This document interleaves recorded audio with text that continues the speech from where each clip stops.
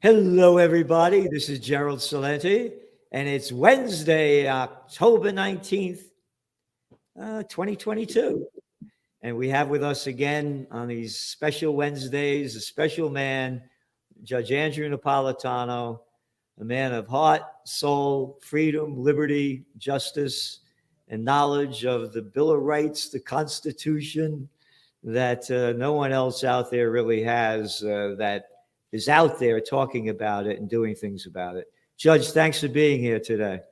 Oh, it's a pleasure to be with you, Gerald. I look forward to all these Wednesdays. Well, so do I. You know, you have an article coming out, and it's really about our First Amendment and the rights. Imagine the First Amendment that we've now lost, the Bill of, and freedom of speech. And from the censorship of, big tech. And again, they have the right to do it. They're private companies. But if you pointed out in the past, they're doing work with the government. So then that's not private anymore. But you also, this article that you're writing about is about Alex Jones and the freedom of speech. And this is a cover from they call themselves the paper of record, the New York Times, from October 13th. And it's a front page story. I call them the toilet paper of record, and all the news that's fit to print. So they tell you what's all the news that's fit to print. You want to talk about censorship? Who the hell are they to say, oh, this is all the news that's fit to print? What the hell do you know? But anyway, the top story here, Sandy Hook lies will cost Jones about $1 billion. Victory for families. Decision strikes blow to culture of conspiracy theories in U.S. What do you have to say about that?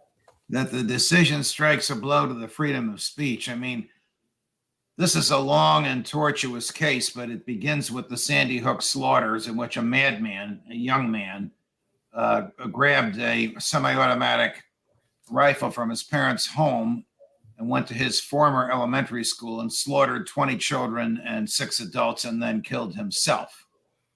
Alex expressed the opinion that this was an act, a stunt, don't believe the government, this is an effort to restrict gun rights, and he persisted in saying that. He supported that opinion with various snippets of observations of odd behavior by the police and by the people involved. The parents of the surviving children and an FBI agent. I never heard of an FBI agent suing someone because of what they said about the government's work, but that's what happened, and you'll know why the suit prevailed in a moment. The parents of the dead children and an FBI agent sued Alex for defamation, and Alex's lawyers quite properly moved to dismiss the complaint. When a motion is made to dismiss the complaint, the judge assumes that everything in the complaint is true and provable. But the issue is it a lawful complaint? Is there something in the law or the Constitution that would prevent this case from going forward? And the answer is yes. It's a matter of public interest. It involves murder. It involves mental health, school safety, the right to keep and bear arms, freedom of speech. All of these are issues that the public is interested in. And when it's a matter of public interest and someone expresses an opinion, the opinion is absolutely protected. Instead of ruling that the opinion was protected, the judge said, well, let's engage in some discovery. Mr. Jones, you give them the contents of your computer and they'll give you what they have. And of course, that brought the case down a rabbit hole, at the bottom of which was the plaintiffs claimed they found this can't get any worse, child pornography on Alex Jones's server. Of course, he denied that he put it there, denied that he knew it was there, and he accused the plaintiff's lawyers of putting it there. The judge was outraged, not at the presence of child porn, but at Alex's allegation that the plaintiff's lawyers put it there.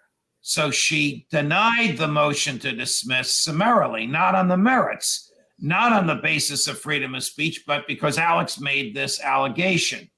And in denying it, she wrote a very cryptic opinion saying what Alex said were not opinions. They were, you ready for this phrase? Non-opinions. George Orwell lives. So Alex's lawyers appealed this to the Supreme Court of Connecticut, and they said the same thing. No oral argument, no in-depth serious legal analysis, no day in court, just these are non-opinions and therefore the plaintiffs automatically win. And the only issue is how much does Alex owe them? So then they had two trials because there were several sets of plaintiffs. Some had their trial in Texas, where a Texas jury awarded them $45 million. The others had a trial in Connecticut, where a Connecticut jury awarded them $960 million.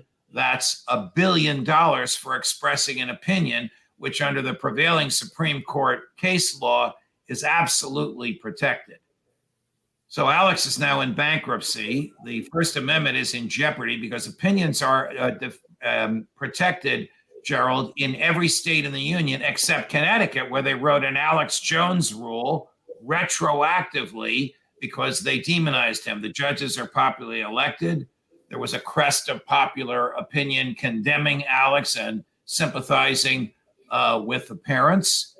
And now he's confronted with one appeal left, which is the Supreme Court of the United States, which hopefully will do the right thing and say, you can say anything you want. The leading case is very interesting. The leading case is called Brandenburg. It's a 1969 unanimous opinion. And Mr. Brandenburg, who was a Ku Klux Klan leader in Ohio, called for killing Jews and blacks, killing. And he used very, very negative references to them, words that I wouldn't use and you wouldn't want me to use on your show.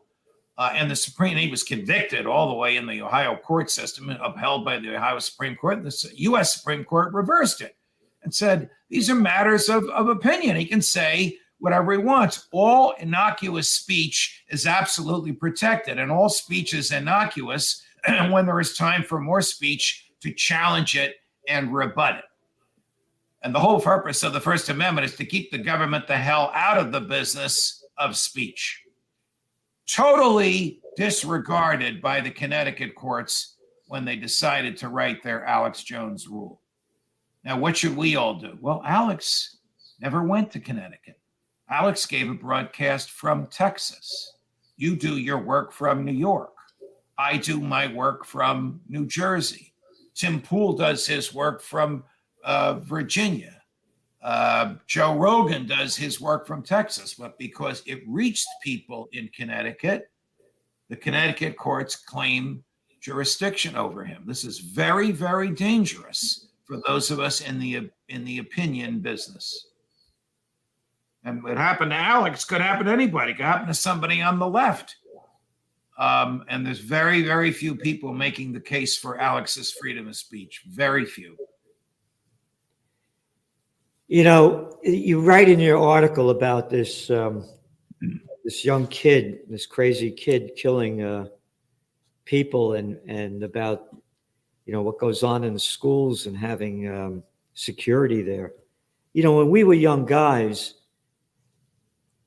there were no really gun laws. I bought a pistol at 18 years old, and there were no murders in the schools, and we didn't have security guards in the schools. It didn't exist. There weren't metal detectors. There weren't police. There weren't security. This didn't happen. To me, one of the points here is that it shows you how society keeps getting, keeps going down, to levels we've never seen before. Right. And then you're talking about the loss of our freedom of speech. Censorship 2.0 was one of our top trends several years ago. When the internet started again, you remember when the whole internet revolution started back in the early 90s, and it was a whole thing where you could say anything you want. It was freedom for everybody, and there would be no control about it. People forget that. That's what it was all about. And then going back to this headline on the New York Times, Sandy Hook lies will cost Jones about $1 billion. How about Saddam Hussein lies will cost Bush life in prison? How about how about the lies that they told? Alex Jones didn't kill anybody. That was his assessment of what went on. Little Georgie Bush, a daddy's boy with a pair of cojones smaller than a mothball, a little ignorant freak, lied America into war, into the Iraq War. And as you well know, Phil Giraldi, former CIA top guy, quit the CIA because he said, now you correct me if I'm wrong, that most of the CIA knew there were no weapons of mass destruction. And that slime ball that was playing the head at the time, Tenet, yeah, a real Tenet. Yeah, he worked for the, he was a tenant. That's all he was. He wasn't a real man. Kept the lie going. So they knew that there were no weapons of mass destruction. We had a rally here that you were here, Scott Ritter, a top guy that worked for the United Nations, knowing, and his job was to look for nuclear weapons in Iraq. There were none, and they weren't being made. It was an outright lie. Yes. How come Bush isn't being brought up on trials by all of these brave little boys, these little suckers that people call judges that suck into the political system? How come they're not shooting their mouth off and bringing Bush up for trial? Well, Bush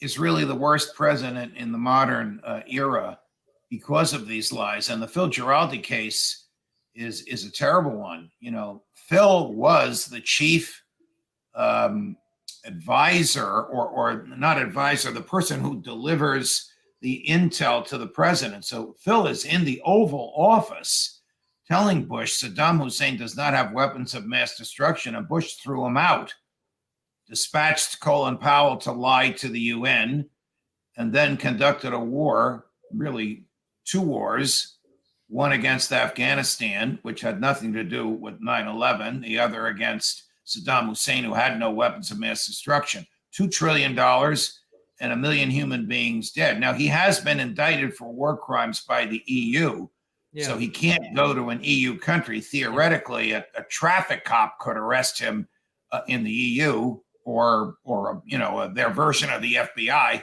because of this indictment. But you are quite correct. He has never met justice for the harm that he caused. No, and the New York Times writes this crap about Alex Jones lying, right? But they don't write about Bush lying. They don't write about Dick Cheney lying. They don't write about Condoleezza Rice lying.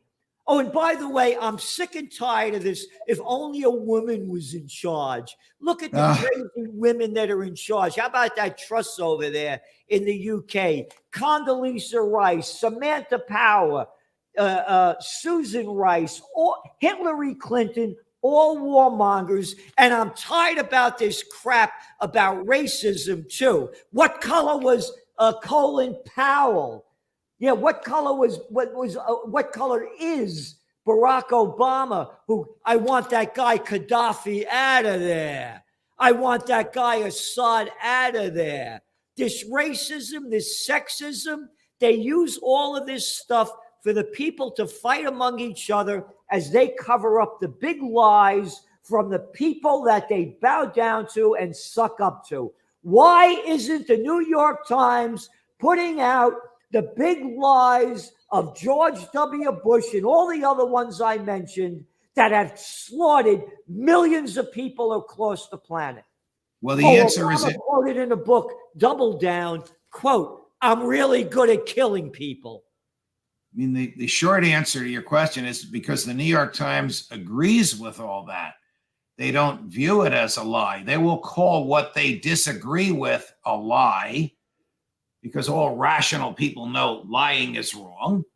And so if you can persuade the masses that your opponent is lying, then you can tarnish your opponent and he or she will be less effective. Alex Jones is one of the most effective critics of government in the country today. And this is what the government will do to its most effective critics. It will do an end run around the constitutional protections the critics are supposed to have in order to get them off their pedestal or away from their megaphone. The New York Times called Jones's words a lie because they hate the ideology that Jones embraces, and they want to ride the crest of the wave of the victims in Connecticut. It's reprehensible. The New York Times supported Bush's invasion. You would think they would do a mea culpa now that we know that Bush knew and admitted that there were no weapons of mass destruction. Now that we know that it was an utter, colossal, catastrophic waste, that the $2 trillion will be added to the national debt in perpetuity because the federal government never retires principle, that the million people who are dead, that it was just one of the more horrific foreign policy, bonehead, destructive moves in American history. And it was probably done because Bush once said this: Saddam tried to kill my daddy. Do you remember that? Yep.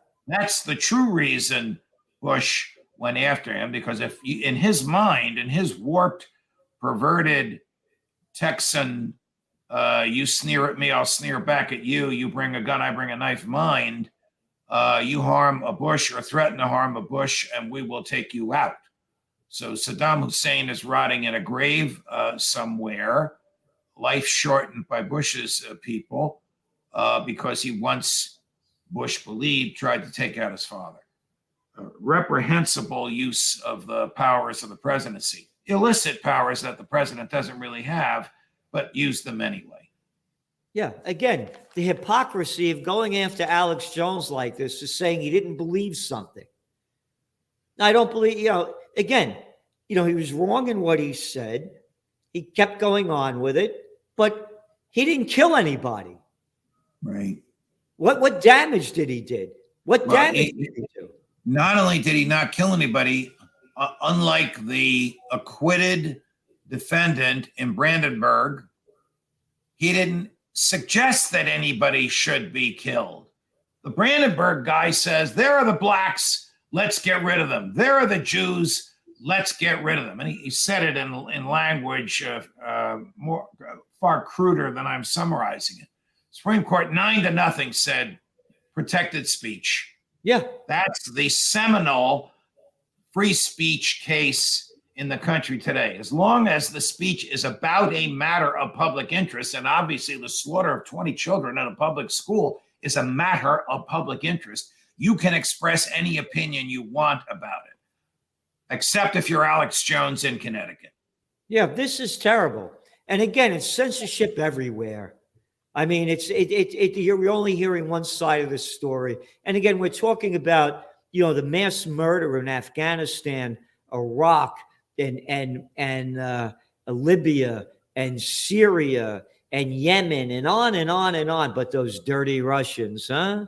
Oh, those terrible Russians. The same thing. The New York Times covers the Afghan war day after day, photo after photo, 3 people killed, 10 people killed. They didn't do that every day with the Iraq war. They didn't do it for 20 years with the Afghan war. All they're doing is selling propaganda and hate and dividing we, the people of the United States. Because that's what this has become, the divided states of America, not the United States of America. And as I said, I'm tired about all this race, creed, and color stuff, because good and bad comes in all of them. So stop with the crap, and don't call America a racist nation. A racist nation does not elect a black president. Got it? I got a text from a friend of mine. I'm going to keep the personal details out of it. He and his wife have a son who is a chef in the Army in the United States, infantry battalion. And they just got word that they are on a high state of readiness for immediate transfer to an unnamed Eastern European country. And the minimum number that will go is 3,000 to 5,000. Yeah. Wonder where they're going. Yeah. Old Joe is beginning he's already begun, is reinforcing the beginning of World War III. Yep. As I And said, it's over Ukraine. What American wants to die for Ukraine? yeah. What conceivable impairment of life, liberty, and property in America is happening because of Putin invading Ukraine? I defy anybody to make a rational argument other than this crazy, historically rejected domino argument. Well, if he takes Ukraine, then Poland is next. I mean, this is nonsense. Even if Poland were next, how does that impair the national security of the United States? None of our business. Like a man like Agreed. George Washington said, don't get involved in any foreign entanglements, especially in Europe, because this crap has been going on for centuries between them. And as you well know, and the listeners well know, this has been going on between Russia and Ukraine, since about 300 years, since Catherine the Great, whose statues were taken down? Yes, literally since 1714, Ukraine has been part of Russia, not part of Russia, part of Russia, not part of Russia. And it'll probably be going on for another 300 years. It's not worth spilling a drop of American blood, and it's not worth a nickel of American wealth. And it's $70 billion now almost of American wealth. And you mentioned the dominoes. It's the same crap they sold in the Vietnam War. Yes. If we don't stop them, those communists in China, in Vietnam, before you know it, the dominoes are going to keep falling throughout Asia. And then they're going to hit the shores of California. Right. That's the lie that they were selling. That's the hysteria that they were selling. And it's the same thing now. Yes. And people like us are prohibited to be on the media, the mainstream media, to talk about it, because all they are members of the toilet paper of record. They're prostitutes. They're media whores that get paid to put out by their corporate pimps and their government whoremasters. So the pendulum swings, and the media should know this.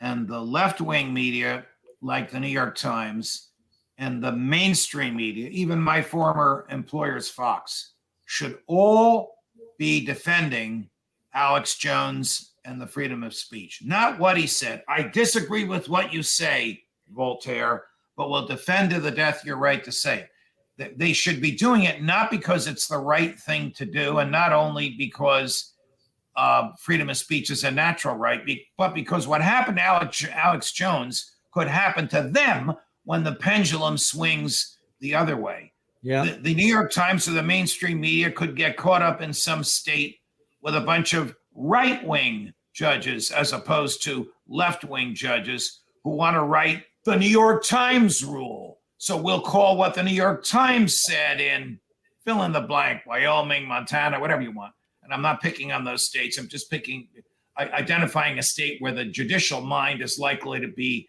very different from in Connecticut. And we'll write a rule that says what they wrote is a non-opinion. So all the media entities should be on the free speech side of this, if for no other reason than self-protection. Yeah. Free speech is what animates government, produces transparency, challenges the government, causes people to look at public issues in a different way. When you crush free speech, you have nothing left but government and big business orthodoxy, and that's not America. That is America today. That's exactly what America. Remember the COVID war. How dare you say anything that disagrees with getting vaccinated, standing 6 feet apart, wearing a mask, being locked down. Remember the lockdowns. Look at the destruction of Phil Giraldi did an article just recently about his trip to Italy, about all the businesses out of business and the atmosphere and how it's died. I mean, there's over 100,000 small and medium-sized businesses in Italy being locked down that are going out of business. Yes. The damage that this has done. So what you're saying has already happened. And again, the media has always been a part of it. Remember the Maine, the Hearst newspaper? that sold us the Yes. Spanish-American War. Yes. Yeah, so it's been going on. Look what Fair and Accuracy Reporting said during the Second Iraq War by little Georgie Bush. Only about 3% of the people they had on the media were anti-war, and they bounced off Phil Donahue out of MSNBC because he was against the war. Right. So it's been going on. It's been going on. It's been going on. And if we don't stop it, we're finished, because World War III has begun. And they're keep talking about nuclear. So they're putting it in the minds of the people already. Oh, so when it happens, you knew it was going to happen. Judge, thanks for being on. We'll see you next week. Thank you for all that you do in informing the people of what's going on, what needs to be done, and what's next. Thanks so much. Thank you, Gerald. All the best. All the best. Bye-bye.